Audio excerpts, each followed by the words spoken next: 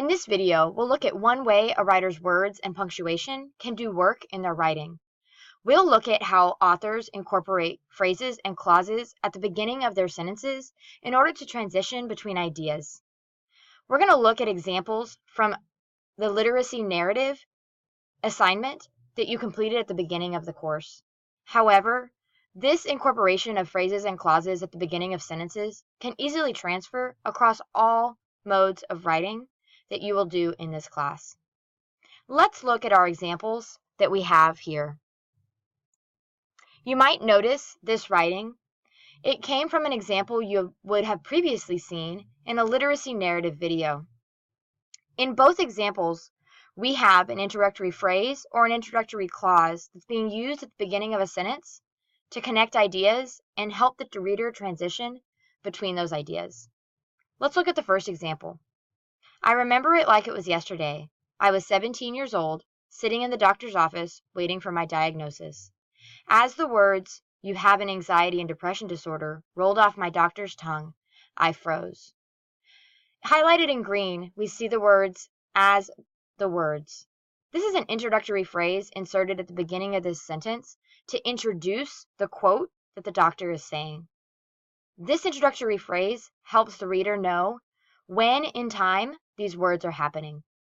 The writer could have just started the sentence, "You have an anxiety and depression disorder," rolled off my doctor's tongue. However, they decided to include the introductory phrase to help the reader make the connection between time and events. Let's look at the next example where the writer incorporated a clause rather than a phrase to do similar work. I was a good kid with a great life and an extremely supportive family. How could I be depressed? As denial and all these thoughts were racing through my head, I couldn't help but think of what was coming next. Look at the highlighted green clause. As denial and all these thoughts were racing through my head. In this clause, the writer sets up a transition between the description in the previous sentence of who she was as a child and the thoughts that were racing through her head in the moment she hears that she has an anxiety and depression disorder diagnosis. This introductory clause helps the reader understand in the moment what the author is thinking.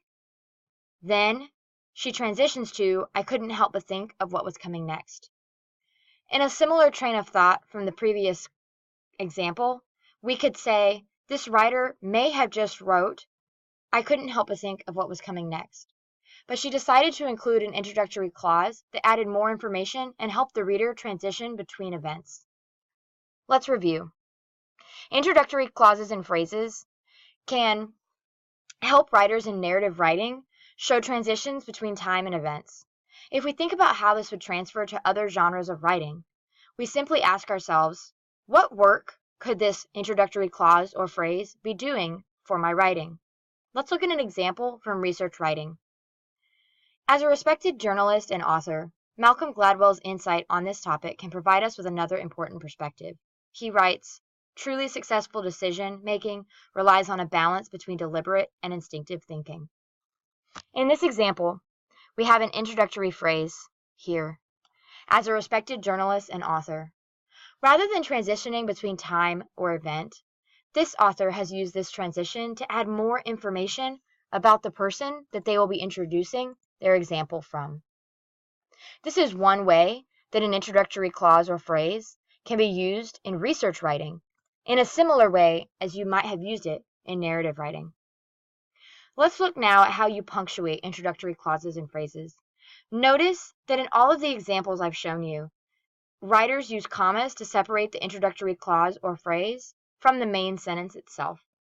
So anytime you are including an introductory clause or phrase, ask yourself, do I need a comma here to separate my idea from my transition? And go ahead and insert that comma. I hope you use this video to help you make your words and punctuation do work for you within your writing.